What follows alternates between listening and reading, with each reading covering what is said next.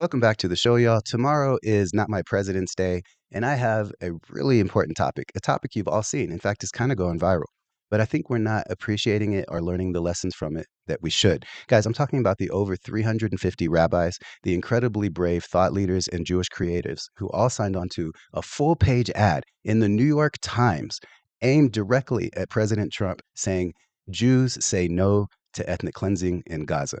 Guys, why is this so important?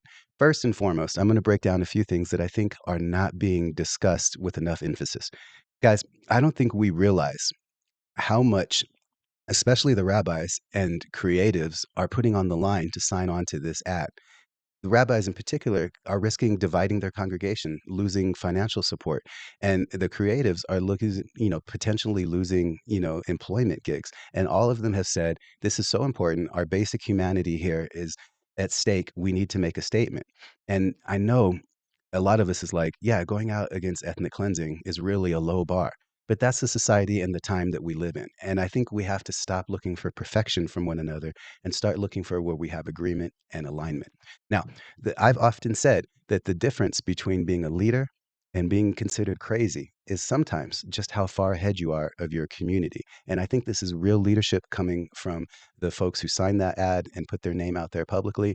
And I think we need to not only celebrate them, but start building relationships with them in a massive way. And again, not a quid pro quo relationship. That's a constant theme that I always bring through on this channel. Align where we align, disagree where we disagree. Just know when you start to reach out to these people, you're going to find Zionists amongst them. There's a whole range of people that consider themselves Zionists that, some of them just literally want a safe place because history has shown over and over and over again pogroms and anti Jewish hate and slaughtering of Jewish people. Then there's all the way to the other extreme where you have your Ben Gavirs and your Netanyahus that are literally doing a genocide against people and ethnic cleansing. So we have to understand that if we're going to align with folks, it should be on issue per issue. And on this issue, you build a relationship with people. There's a theory in communication of two theses coming together. So you would call it synthesis A and synthesis B. When they merge, there's an actual new thesis that comes out that's called thesis C. And that's because the impact of the understanding and the thought process of one another brings someone to more enlightened or at least more understood positions. Now, that doesn't mean you're going to walk away from your first thesis, synthesis A or B, but what it means is at least at thesis C, you'll have a better understanding of the other and ability to work together. And this is so important because the Jewish and Muslim community have a shared history. Now, the shared history is one of tolerance. And this is a lesson from history that I want us to learn because it's so important to me. Guys, you can tolerate a rash. And I've said that hundreds of times in leadership meetings before because I'm always trying to make the point that tolerance is the wrong goal. What we should be looking for is mutual respect. Mutual respect, because if I can respect the other, then I can actually start to understand them, where they're coming from, what their values are, what concerns them. And I expect them to do that for me. That's why it's mutual respect. And then we can disagree where we disagree. We can even be adversaries when it comes to things we can't reconcile. But on an issue of stopping ethnic cleansing, there's nothing that should prevent us from working together with anyone who's sincerely trying to prevent that from happening. Now, the shared history of tolerance, it goes way back, y'all, to the early 1000s and the very first crusade. And this is because Muslims have been providing safe haven for Jews for centuries. And the first crusade was called the People's Crusade. And literally, an event that happened before they reached Jerusalem to take Jerusalem was called the Rhineland Massacres. And that was mostly German and French crusaders, Christians, aggressive Christianity, like we're seeing the rise of right now, slaughtering Jews on the way to the Holy Land to take Jerusalem. And then when they arrived, what happened? Muslims and Jews were living in Jerusalem together, and they cooperated together to fight against the crusaders, the invaders. This is just a point of history that no one can refute. And then when Salah ad-Din Ayyubi came and reconquered Jerusalem, he let the crusaders leave. And they said to him, how are you allowing us to leave peacefully? We slaughtered everyone here, so much so that the streets ran with blood. And he said, my God and my prophet taught me different and taught me to let non combatives live and leave in peace. So there's a huge history there, and that's a history of tolerance. I still think we need to learn from history, though. There's the Spanish Inquisition. And what happened in the Spanish Inquisition? There was the expulsion of the Jews from Spain. And where did they go? First off, it was called the Alhambra Decree in 1492. And then where did they go? They went to the Mediterranean basin. Now, what is in the Mediterranean basin? Yeah, the Mediterranean basin is quite literally Morocco, Algeria, Libya, parts of Egypt, and then, of course, into Italy, France, Greece, and Spain. But they were leaving Spain. So the whole point here is that during the Spanish Inquisition, the expulsion of Jews and Muslims, there was common ground again. And we can't forget that Andalus, Islamic Spain, with over 600 years of history, led to Maimonides writing his Talmud, led to Jewish and Muslim scholars being together, led to a time of almost relative harmony, not just tolerance between Christians, Jews, and Muslims. So this is not, something new. Then during the Holocaust, there's a whole group of what's called the Bessa Muslims. And this is East European Muslims who built, for all intents and purposes, an underground railroad to save Jews from the Holocaust and send them into Muslim lands. Why is this so important to me, y'all? This comes of personal history for me because when I was a kid, I was an army brat in the I'm going to age myself here, but that's all right. In the mid 80s to, mid 90s, I lived in Germany on an army base, a couple of them. But during that time, both, before the wall came down, before the end of the Cold War and after, I was able to do something that was transformative for me. I went to Dachau and Auschwitz concentration camps in person, and it had such a profound impact on me. I couldn't imagine what would drive a society or even an individual to inflict such horror and torment on a people and try to execute every last person. I mean, when I would read the Old Testament and commands like that, it always kind of put a weakness in what I was growing up with Catholic faith at the time. Like, why would God command that? But that's a whole nother issue and a whole nother video. What I'm talking about, though, is I literally stuck my head in the cremation ovens in Dachau and Auschwitz. I walked through the showers, which were actually gas chambers to just kill people in mass. I saw the dormitories and the cots and the conditions that people lived in. And this was, again, mid 80s to mid 90s. So for all you neo-Nazis out there, all you history revisionists, all you Kanye West fans and supporters trying to say, put doubt into the Holocaust in the numbers of people who are killed or any of these other things. I've even seen disgusting posts of people saying that, the concentration camps are reenactments or have been, somehow designed to make it more than it really was. That's a disgusting line of thought, and you should be ashamed of yourself. And at the same time, I invite you to go there and see it personally because I have, and I saw it at a time when it was both under communism and when it was after the fall of communism. There wasn't enough time for them to go and rebuild stuff like that. I saw it in pretty close to its original conditions, cleaned up, of course, from all, you know, the death and everything that happened. I'm focusing on this point so much so because there is a huge and forgotten history of Muslims saving and working to protect Jews from that. What we see from like Netanyahu and extreme Zionists trying to make the conflict in Gaza a religious conflict. It's a land conflict. It is a displacement conflict. It is a genocide conflict, but it is not a religious conflict. There are religious motivations, mostly coming from, you know, the side of Israel claiming that that's their land and now trying to ethnically cleanse. But there is not this is not at its core a religious issue. And I'll prove it to you because, number one, like I said earlier, during the Crusades, Muslims and Jews worked together to protect themselves against the Crusaders. Then, the Imam of the Grand Paris Mosque, he actually was persecuted by the Nazis and sent to a concentration camp himself. There were several imams, but one of them, and I'll put the notes in the description, um, for giving Jewish refugees a certificate of being a Muslim and helping them go into the Al Maghrib, the Tunisia, Algeria, Morocco area. And on top of that, There was, again, like I said, the Bessa Muslims. Resources will be in the description of this video. Then, even further than that, going more forward, so after the Holocaust, in the first Intifada, the King of Morocco actually famously sent his army to protect those historic Jewish communities.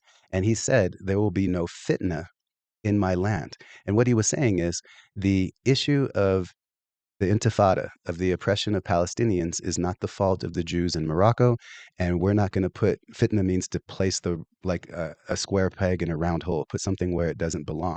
And so he safeguarded his community there. And this is a long history. I mean, there's articles that I will put in the description where um, Herzog hails the Moroccan king for his treatment of the Jews during the Holocaust.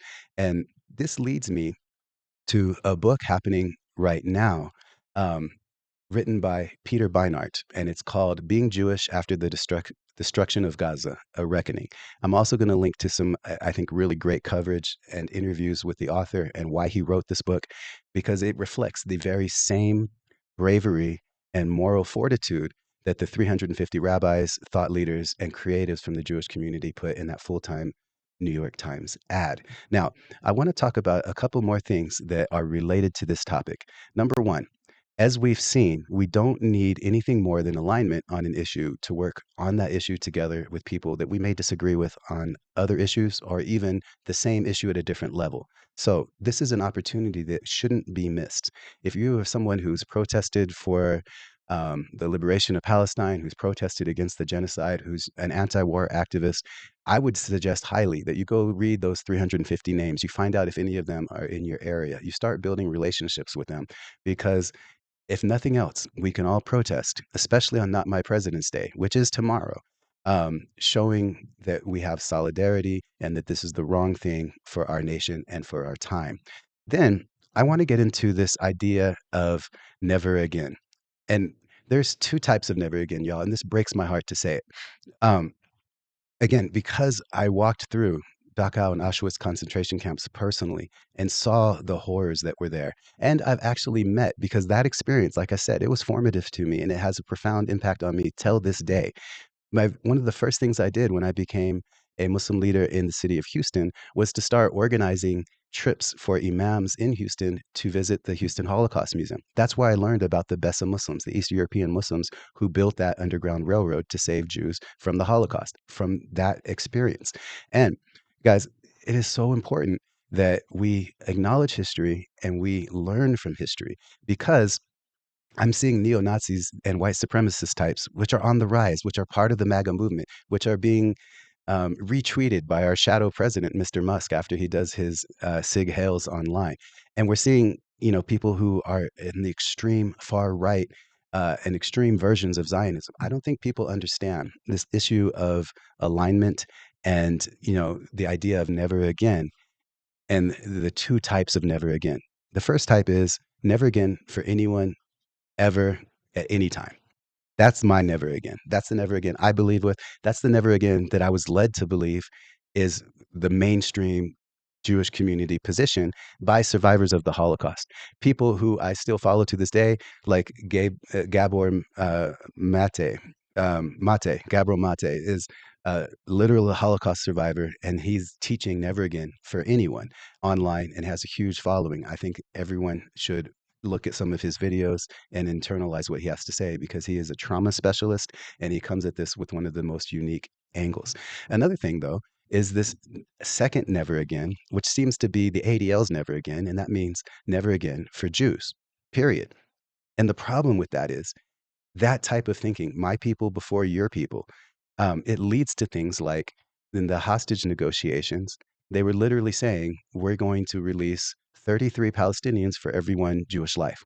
And the crazy thing about that, and this is where nuance comes and why I'm talking about this story and lessons learned from it.